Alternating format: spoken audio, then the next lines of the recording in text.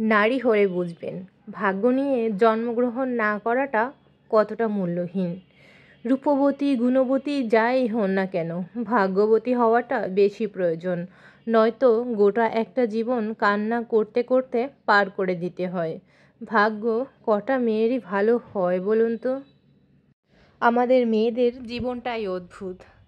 যেই বাড়িতে জন্ম হয় এক সময় সেই বাড়িরই অতিথি হয়ে যায়। থাকতে হয় অজানা অচেনা অন্য একটা পরিবেশে, নিজেকে খাপ খাইয়ে নিতে হয়। তো hello everyone, welcome back to my channel Sathi's diary. কেমন আছেন সবাই?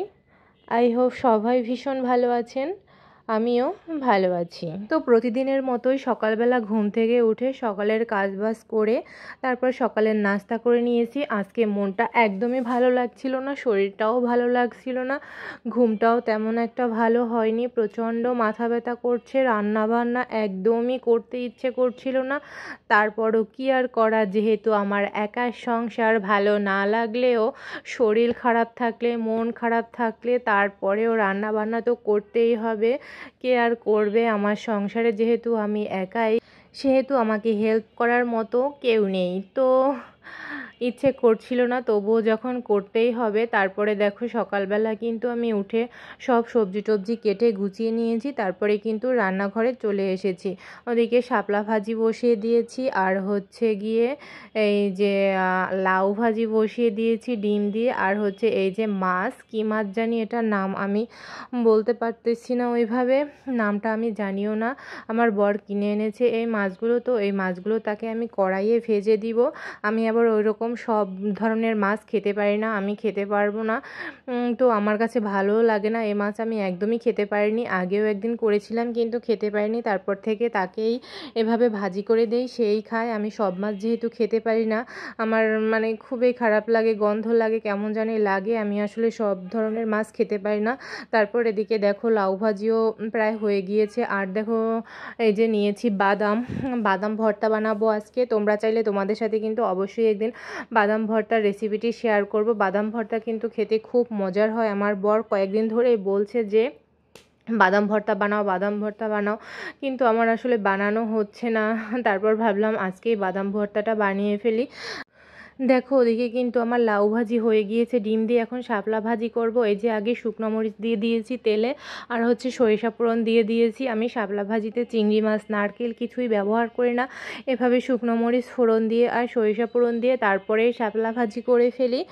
এছাড়া আর তেমন কিছুই দিই না, তাতেই খেতে বেশ ভালোই লাগে। আর ওদিকে চিংড়ি মাছ দিলে তো আর কথাই নেই, চিংড়ি মাছ দিলেও শাপলা ভাজি কিন্তু অনেক মজার হয়। আমার শাপলা ভাজি খেতে অনেক ভালোই লাগে, আমার বড় শাপলা ভাজি খেতে পছন্দ করে। আর হচ্ছে এই যে দেখো মাছগুলোও কিন্তু প্রায় ভাজা হয়ে গিয়েছে। মাছগুলো কিন্তু অনেক বড় বড় ছিল, অনেক লম্বা লম্বা, তাই দেখতেও কিন্তু সুন্দর লাগছে মাছগুলো। কিন্তু দেখতে সুন্দর লাগলেও আমার কিন্তু একদমই খেতে মন চাইছে না, কারণ আমি সব মাছ খেতে পারি না, আমার একদমই কেন জানি ভালো লাগে না।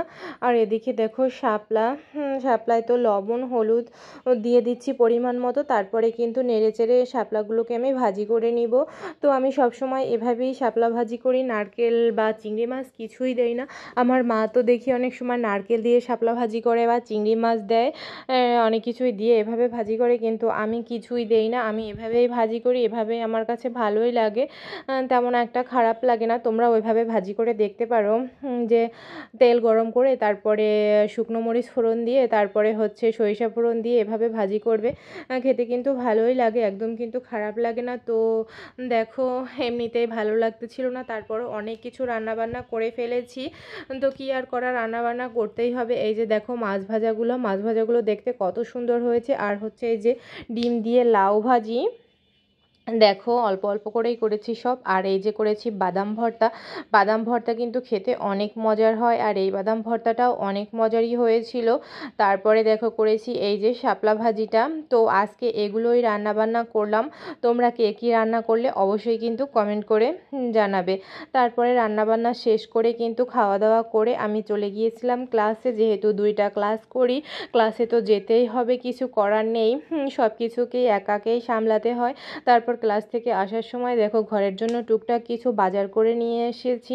এই যে ময়দা, তারপরে এনেছি এই যে একটা পাউডার, আমার পাউডারটা শেষ হয়ে গিয়েছে, আমি এই পাউডারটাই ব্যবহার করি। তারপরে এই যে হ্যান্ড ওয়াশ নিয়ে এসেছি। তো আর যে ভিম লিকুইড একটা প্যাকেট, আর হচ্ছে এই যে সাবানের গুঁড়া। তো এগুলো বাজার থেকে আমি কিনে নিয়ে আসলাম। এই সাবানের গুঁড়ার সাথে এই ছোট্ট কিউট বালতিটা পেয়েছি, তো এজন্য এগুলো নিয়ে কিন্তু আমি চলে আসলাম। তো আমি প্রায় দিনই যখন ক্লাস শেষ হয়, ক্লাস শেষ করে বাসায় ফেরার পর টুকটাক যেগুলো দরকার হয় বাসার বাজার করে নিয়ে আসি। এভাবেই দিন কাটে আমার। আর মানে বাসায় আসার সময় যেটুকু আমি পারি, যেটুকু আমার আর মানে সাধ্যে কুলায় ততটুকু পরিমাণ আমি আসলে বাজার করে নিয়ে আসি, মানে যতটুকু নিয়ে আসতে পারি, যেগুলো মনে থাকে সেগুলোই করে নিয়ে আসি। তারপর দেখো এই যে বিকেলবেলা কি সন্ধ্যার দিকে, মানে সন্ধ্যার পর আমার ইচ্ছে করছিল যে একটু স্যুপ বানিয়ে খাই। তারপরে কিন্তু ভাবলাম যে একটু স্যুপ বানিয়ে ফেলি, তো যেই ভাবা সেই কাজ। যে ঘরে আমি আলাদা করে স্যুপ বানানোর জন্য আসলে চিকেনের পিস কিছু করে রেখেছিলাম, মানে টুকরো টুকরো করে রেখেছিলাম, সেগুলোই কিন্তু সেদ্ধ করে নিলাম। তো চিকেন দিয়েই স্যুপ বানাবো। আর হচ্ছে এই যে চিংড়ি মাছও নিয়ে নিলাম, যে আজকে একটু ভালো করে মজা করে চিকেন তারপরে চিংড়ি মাছ দিয়ে স্যুপ বানাই। যেহেতু আমার বড় চলে আসবে একটু পর, ফোন করেছিলাম, বললো যে একটু পরে আসবে, সেজন্য ভাবলাম যে একটা মজা করে স্যুপ বানিয়ে দুজন মিলে খাই। তো সেজন্য কিন্তু আমি এই যে চিকেন দিয়ে আর হচ্ছে চিংড়ি মাছ দিয়ে স্যুপ বানালাম। চিকেনগুলো তো দেখলে আগে এই জলে সেদ্ধ করে নিয়েছি লবণ দিয়ে, তারপরে হচ্ছে আমি কিন্তু এই যে চিংড়ি মাছগুলো ভেজে নিয়েছি। আর তার আগে কিন্তু একটু রসুন কুচি ভেজে নিয়েছি, তার মধ্যে চিংড়ি মাছ ভেজে নিয়েছি। চিংড়ি মাছই কিন্তু আমি একটু লবণ দিয়ে মেখে তারপরে ভেজে নিলাম। আর চিকেন টুকরাগুলো কিন্তু তার মধ্যে দিয়ে দিলাম। জলে সেদ্ধ করে চিকেন টুকরাগুলো কিন্তু আমি সুন্দর করে দেখতে পেলে এভাবে কিন্তু ছাড়িয়ে নিয়েছি, এভাবে কিন্তু গা থেকে ছাড়িয়ে নিয়েছি। তারপরে কিন্তু একটু মোটামুটি একটু সময় নিয়ে ভেজে নিলাম রসুন কুচি দিয়ে। তারপরে কিন্তু একটু পরিমাণে জল দিয়ে দিলাম, মানে পরিমাণ মতোই জল দিয়ে দেব, আরও একটু দেব, একটু কম জল দেওয়া হয়ে গেছে, মানে লেগে পড়ছিল, তো এজন্য কিছুটা পরিমাণে জল দিয়ে দিয়েছি। দেখো এখন যে আমি চিকেন সেদ্ধ করা জল, সেই জলটা দিয়ে দিয়েছি। আমি চিকেন সেদ্ধ করার সময় কিন্তু এর মধ্যে লবণ এবং গোলমরিচের গুঁড়ো দিয়েছিলাম, তোমাদেরকে বলতে ভুলে গেছি তাই বলে দিলাম। লবণ এবং গোলমরিচের গুঁড়ো দিয়ে কিন্তু আমি চিকেনগুলো সেদ্ধ করে নিয়েছি। তারপর দেখো সেই চিকেন সেদ্ধ করা যে জলটা, সেটাও কিন্তু আমি এই স্যুপ তৈরির মধ্যে দিয়ে দিলাম। তারপরে কিন্তু আমি এই যে স্যুপের প্যাকেট দিয়ে দিলাম। আমি থাই স্যুপটাই সবসময় ব্যবহার করি, তো থাই স্যুপটা খেতেই আমার কাছে ভালো লাগে। তো এই যে থাই স্যুপগুলো আমি দিয়ে দিলাম। তো এভাবে করেই কিন্তু কিছুক্ষণ নাড়াচাড়া করে কিন্তু আমি স্যুপ রান্না করে নিলাম। দেখো খেতেও কিন্তু বেশ মজার হয়েছিল স্যুপটা। আর তারপরে কিন্তু একটা ডিম ভেঙে স্যুপের মধ্যে দিয়ে দিয়েছি, তো সেটা স্কিপ করে গিয়েছি, তোমাদের আর দেখানো হয়নি, সেটা আসলে ভিডিও করা হয়নি। মানে আমি এক হাত দিয়ে ভিডিও করি, আবার এক হাত দিয়ে কাজ করি, তো দুই হাত দিয়ে এভাবে কাজ করা আর ভিডিও করা আমার পক্ষে সম্ভব হয় না। এজন্য কিন্তু আমি দেখো ডিমটা আগে বাটিতে গুলে নিয়েছিলাম একটু লবণ দিয়ে, তারপরে আস্তে আস্তে করে উপর দিয়ে সেই বাটির ডিমগুলো মানে ছেড়েছি আর নাড়াচাড়া করেছি, এজন্য আসলে সেই ভিডিও শ্যুটটা নিতে পারিনি। তারপর দেখো রান্না হয়ে গিয়েছে, এর মধ্যে কিন্তু আমার হাজব্যান্ডও চলে এসেছে।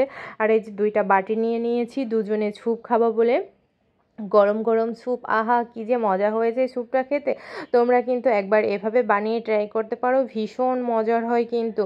আমার কাছে কিন্তু খুব ভালো লেগেছে, আর আমার বরের কাছেও খুব ভালো লেগেছে। তোমরা কিন্তু অবশ্যই একবার বাসায় ট্রাই করে দেখবে, তা না হলে বুঝবে কিভাবে বলো তো কতটা মজার হয় এভাবে স্যুপ বানিয়ে খেলে। তো দেখো আমরা এই যে স্যুপ বেড়ে নিয়েছি এবং স্যুপের মধ্যে স্যুপের চামচ দিয়েছি। এবার কিন্তু আমরা স্যুপ খাওয়া শুরু করব। আমি তো গরম গরম স্যুপ একদমই খেতে পারি না, মানে গরম খাবার তেমন একটা খেতে পারি না, তো সেজন্য ঠান্ডা হওয়ার জন্য অপেক্ষা করছিলাম। তো আজকের ভিডিওটি এখানেই শেষ করছি। তো সবাই কিন্তু অনেক অনেক বেশি ভালো থেকো, আর আমার চ্যানেলের পাশেই থেকো। সবাইকে ধন্যবাদ।